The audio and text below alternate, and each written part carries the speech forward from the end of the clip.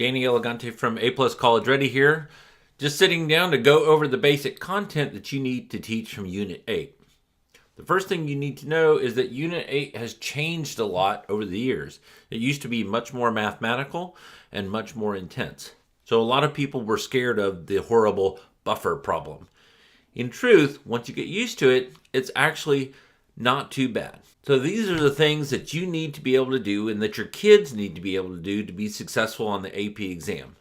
So the kids will need to be able to look at any equation and identify the acid and the conjugate base, the base and the conjugate acid. So whatever is the acid, HA in this case, becomes the conjugate base. And whatever is the base in this case, H2O, becomes the conjugate acid, H3O. We call those conjugate acid-base pairs. In the last unit, the kids learned about general equilibrium and found out what does K mean. A large K means a lot of products get made. A small k means most of the reactants stay as reactants. We could do the same thing for an acid-base dissociation. So how much of that acid HA turns into ions? We can write a Ka expression for that. And it's the same as always. Products over reactants. We leave out water because it's a pure liquid. The important thing about the Ka value is we can determine the H plus ion. And from the H plus ion, we can figure out the pH. There are strong acids and weak acids. Strong acids make lots and lots of ions. In other words, more than 95% of the acid turns into ions. And all the acids in the student notes produce lots and lots of ions, upwards of 99% and farther. Strong acids yield not weak conjugate bases, they yield worthless conjugate bases. So for example, if I told you that nitric acid, HNO3, has a Ka of 200, well, that 200 tells you that the equilibrium lies far to the right. Lots of ions get made. But if the Ka is 200, we know that Ka times Kb is 1 times 10 to the negative 14th at 25 degrees. The Kb value tells us how much of a base is the nitrate ion. So if I calculate the actual Kb value for nitrate ion, it's going to be something like 10 to the negative 16th power. In other words, it is not effective as a base. Weak acids, on the other hand, they tend to stay not ionized. So they tend to stay together as whole molecules on the left-hand side, on the reactant side. Weak acids give off a conjugate base that means something. So acetic acid in this example gives off acetate. We say that the acetic acid is weak, but that the acetate ion is a base that has some effect. Try not to use strong or weak in this context because the kids will think that, oh, it gives off a strong conjugate base. And that's not true. It's not going to be something that's like eats your flesh off. The weaker the acid, the stronger the conjugate base. The stronger the acid, the weaker the conjugate base. We know that water is both an acid and a base. It donates both hydronium ions and hydroxide ions. The students do not need to know the difference between a Lewis acid and an Arrhenius acid. They only need to know Bronsted-Lowry acid. Bronsted-Lowry is acids give away hydrogen ions and bases absorb hydrogen ions. So if we're looking at water as something that can generate those ions, we can also generate a K expression for this. A K expression would be the amount of hydronium ion times the amount of hydroxide ion. And Kw is measured to be 1 times 10 to the negative 14th, only at 25 degrees. Remember, the only thing that can change a K value is temperature. Because the Kw is so small, we know that water actually generates very few ions. If you look at the equation sheet, all the equations for acid-base are included on the AP Chemistry equation sheet. pH is just the negative log of the hydrogen ion or hydronium ion concentration. We say at 25 degrees that the pH goes from 0 to 14. We can also take the pK, and the pK is just the negative log of the Kw. So the pKw is going to be 14. And so if you add together pH and pOH, they're going to add up to 14 degrees they're going to add up to 14 at 25 degrees. An important distinction about sig figs is only the digits to the right of the decimal of a log function actually count as significant figures. So for example, if I looked at my kW, that would be 1.00 times 10 to the negative 14th. When I take the negative log of that, the exponent, 14, turns into the digits to the left of the decimal. The 1.00 is how many sig figs the answer should have. So really, to be the most correct, this pKW should be 14.000. Only the digits to the right of the decimal reflect the sig figs. Practice this with your kids and point these out. Along the way, they will need to be able to do all of these calculations. And the best way to feel comfortable with it is for them to practice this a lot. You as a teacher also need to be very, very intentional about showing them some problems working with logs. So let me show you an example of a problem you might work with your kids to help them see how logs work and how the pH scale works. So here's an example. The hydrogen ion is 1 times 10 to the negative 4th. I should have 1 sig fig. And when I take the negative log of that number, I'll get a pH of 4, that's the exponent, 0.0. I could rewrite this number as 10 times 10 to the negative 5th. The pH would still be 4. I could also find the pH of this number, 1 times 10 to the negative 5th. The pH of that would be 5.0. The negative log of the hydrogen ion concentration would give me the 5 for the exponent, and then 10 to the 0th power is 1. So the question comes about really, and this is the question you need to pose to your kiddos, what if I pick a number between 1 times 10 to the negative 5th and 10 times 10 to the negative 5th? What do you think the pH would be? Would the pH be greater than 5? Would it be less than 5? Would it be between 4 and 5? Or would it actually be less than 4?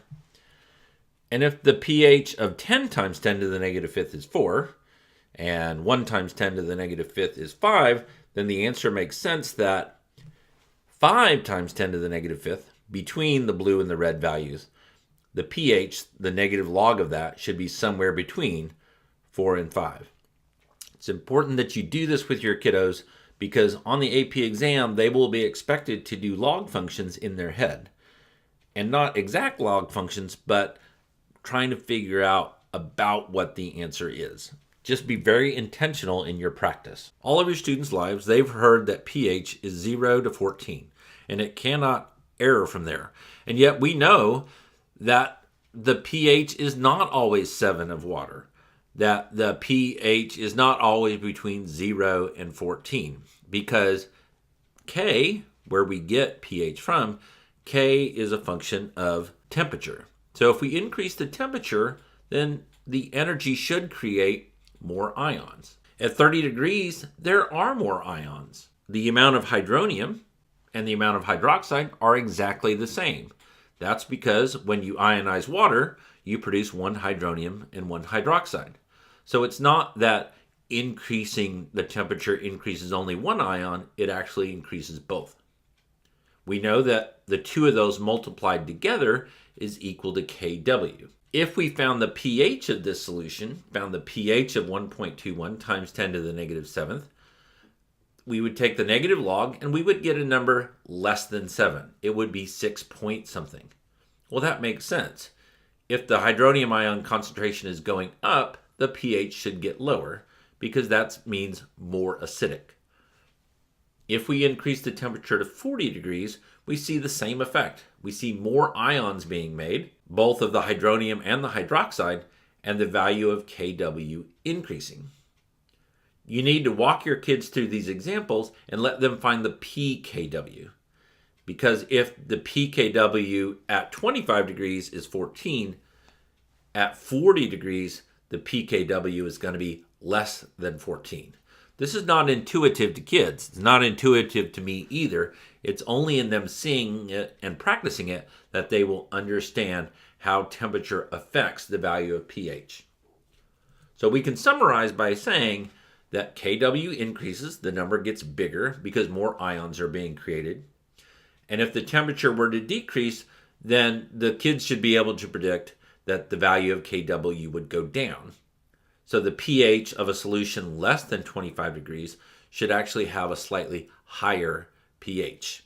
It shouldn't be 7 anymore. It should be slightly higher, meaning there's less hydrogen ions in solution. To find the pH of strong acid solutions, we just take the concentration of the acid and we take the negative log of that. Those are simple. Those are the kinds of things we do in just regular chemistry.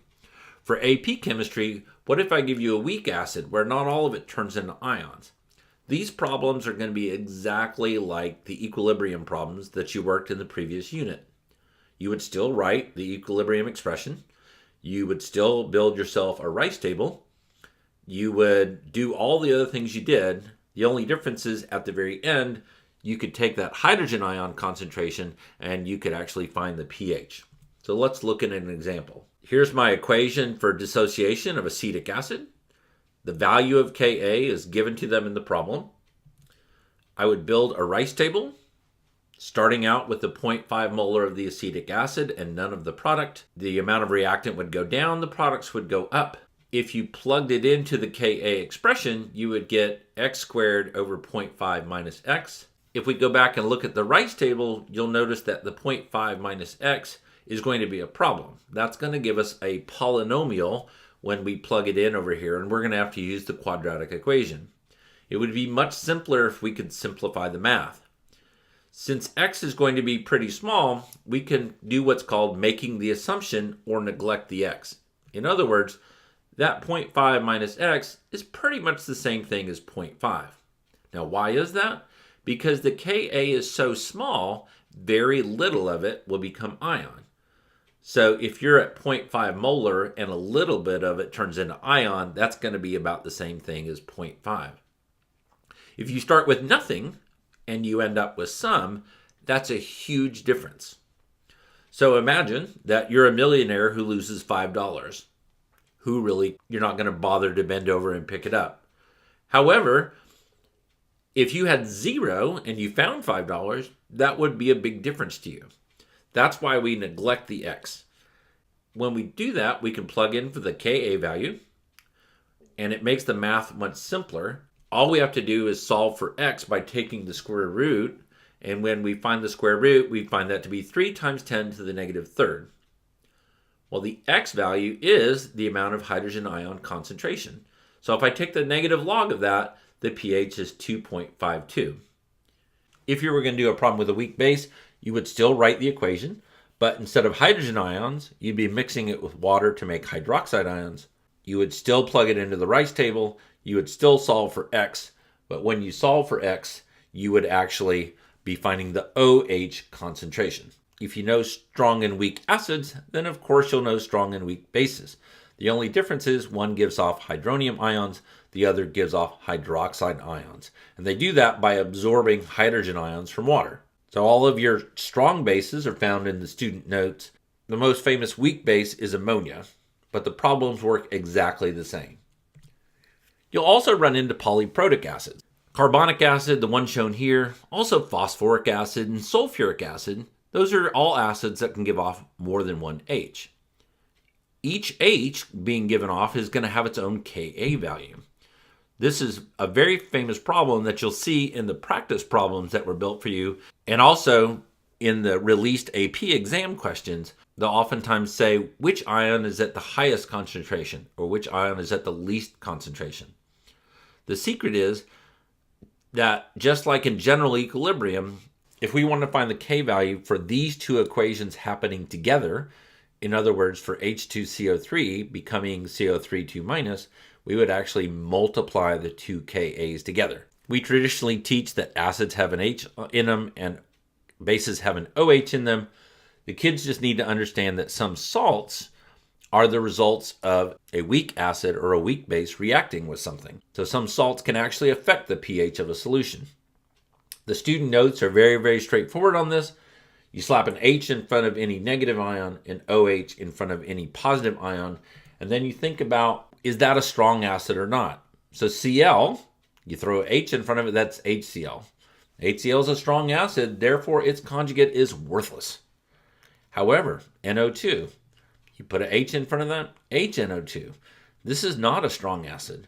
Since this is not a strong acid, that means the NO2 would be a conjugate base that actually does something. This chart is included in the student notes, and the kids just need to be able to think about the salts and think about, is this going to produce an acidic solution, or is this going to produce a basic solution, or just neutral? When the students are analyzing an acid and trying to figure out, is that acid a strong acid or a weak acid, we teach them to memorize, but they also need to understand the chemistry behind it. What makes a strong acid a strong acid? Well, think about the acid HCl. It's a strong acid because that is a very polar bond. There's a very big difference in electronegativity, and that bond strength is fairly low. Those two things mean that it's going to be very, very easy for the hydrogen ion to break off of the chloride and produce those hydrogen ions. If, however, the bond is not very polar, or if the bond is super strong, then that will mean that the hydrogen is not liable to come off. In acetic acid, that hydrogen that comes off is not very, very polar, and the bond strength is fairly high, which means that thing will tend to not give off many hydrogen ions. So the most famous weak acid, HF, it's extremely polar, but the bond strength is very, very high. So even though it's very, very polar, fluorine has such a strong hold on the hydrogen that it really does not ionize very much at all. Oh, the hated buffer.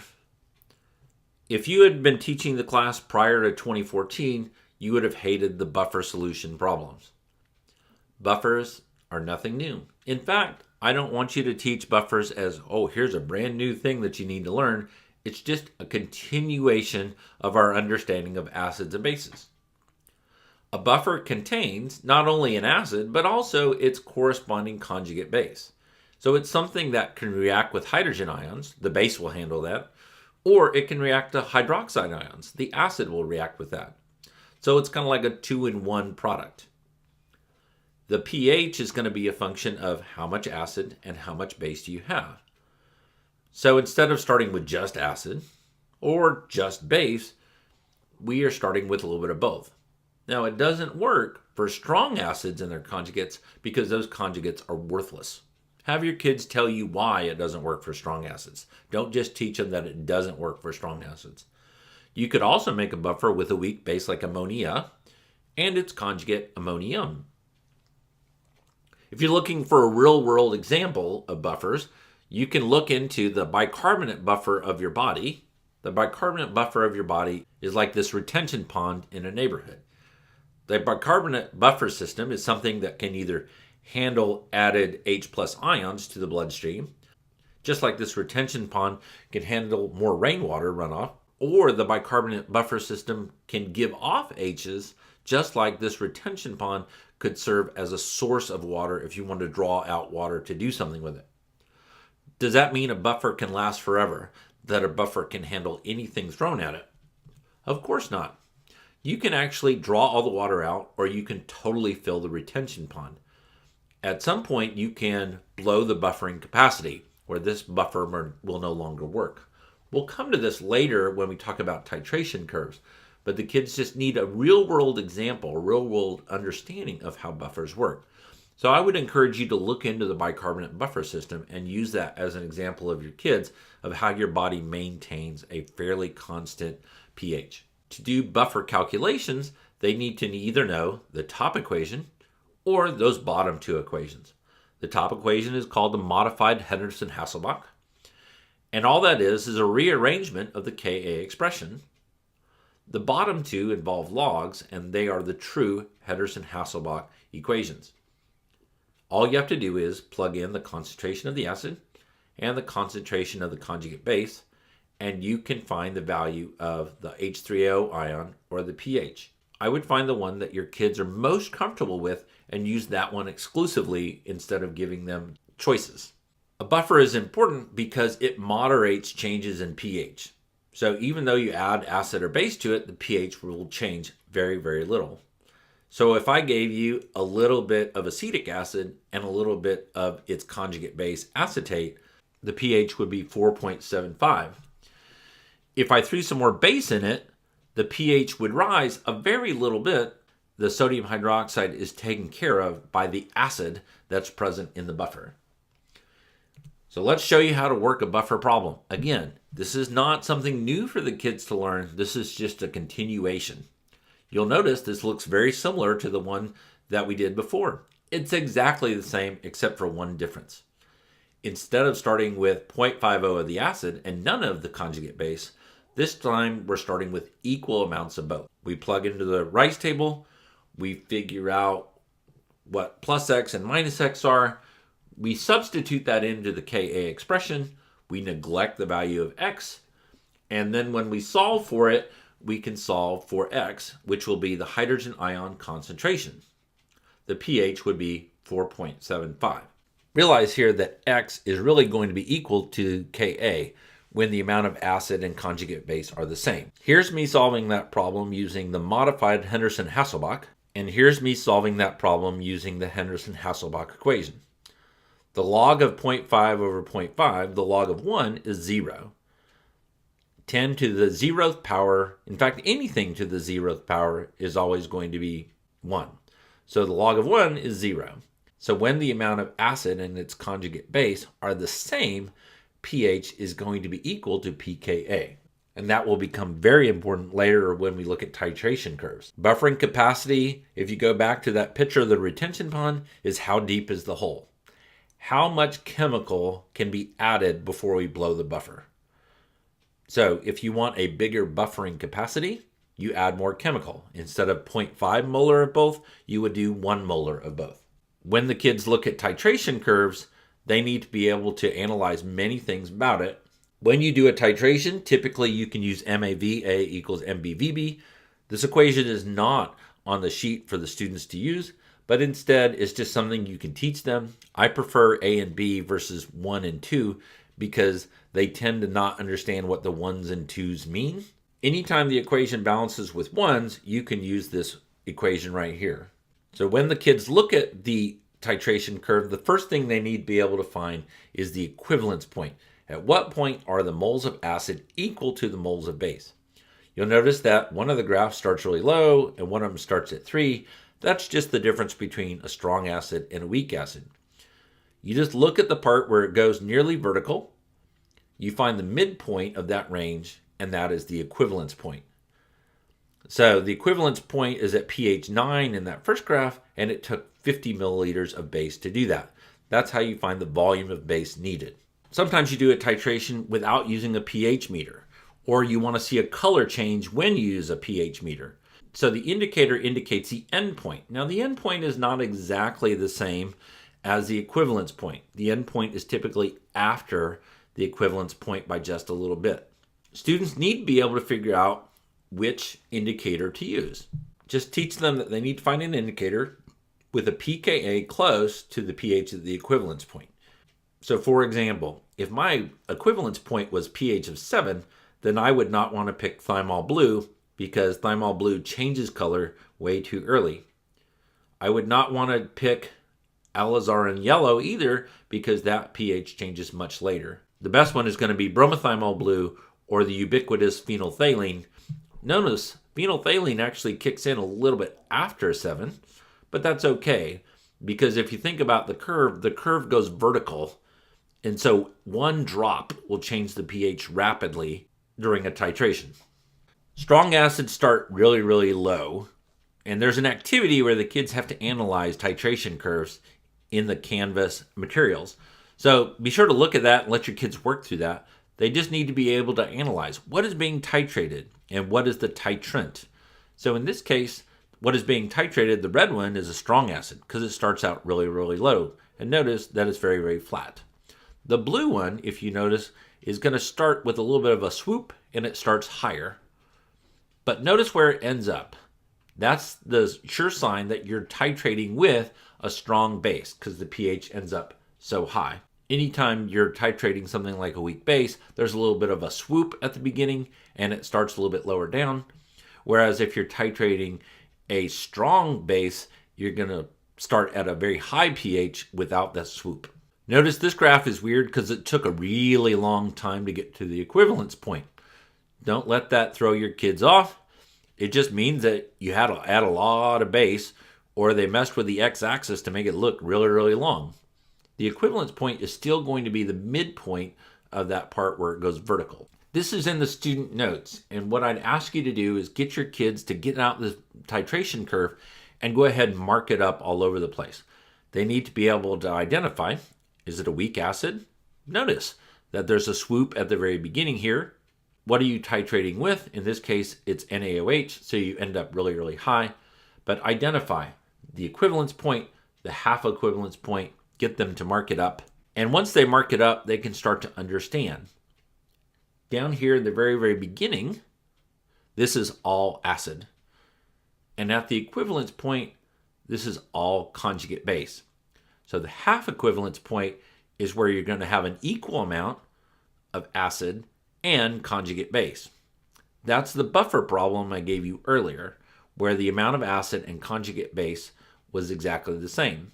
So the kids can look at the graph and go, aha, look at this. I realize that the pH is equal to the pKa at the half equivalence point because of Henderson-Hasselbalch. And anywhere in this region in here, we would call the buffering region. This is what a polyprotic acid titration curve looks like. Every time it goes vertical, you're taking off an H. So you could find the pKa1 and the pKa2. They might have to find which indicator is best for this titration curve. The equivalence point is 7, so you have to pick an indicator that doesn't change color too early. So brome cresol green would actually be a little too early. Phenolphthalein would be a better choice. I pulled this one so you could see what's the difference between a strong base being titrated with a strong acid and a weak base being titrated with a strong acid. The weak base has that telltale swoop. Now I did want to go into just a moment. I don't want the kids just to know that it's a swoop, but try to explain to them why it's a swoop. At the initial point, it's all base. As soon as you add any little bit of strong acid, that base is being turned into its conjugate acid. So the NH3 is being turned into NH4. That NH4 means something. It's a conjugate acid that actually has some effect. So when there's no conjugate acid at all, the pH stays at about 11.5. As soon as any of it's made, that's a pretty big difference. You go from none to some. And so that's why initially you see kind of a big drop, creating that little bit of a swoop. The same thing is true for weak acid titration. These are the things that your students need to be able to identify that I said was in the student notes. The half equivalence point is going to be the point at which half the amount of base has been added. So if the equivalence point is 21 mils of sodium hydroxide, then the half equivalence point is going to be half that much. That's the point at which the pH is equal to the pKa. If you go slightly to the left from that, notice that the graph goes down, the pH gets lower. That's because there's more acid than there is conjugate base. They don't have to calculate exactly how much that is. They just have to know that there's more acid than conjugate base, and when there's more acid, it would make sense that the pH would go down slightly. Over here to the right, the pH is going to be greater than the pKa, and you'll notice that the graph is continuing to slope up, and that makes sense because now you've got more conjugate base than you do acid. So remember, down here at the very beginning, all acid. Up here at the equivalence point, all conjugate base. And in the middle, this is where you find that buffering region. That's why the pH doesn't change that rapidly, because you've got some acid and some of its conjugate base that means something. You'll notice that right there at the end, here and here, the buffering capacity has been exceeded. At that point, it just can't handle anymore, and you see a rapid change in pH. So that should get it. If your kids understand all these concepts and can do all this math, they've done the POGLs, they've done the activities, they've done the labs, then they'll be ready for the acids and bases part of the AP chemistry exam. Good luck.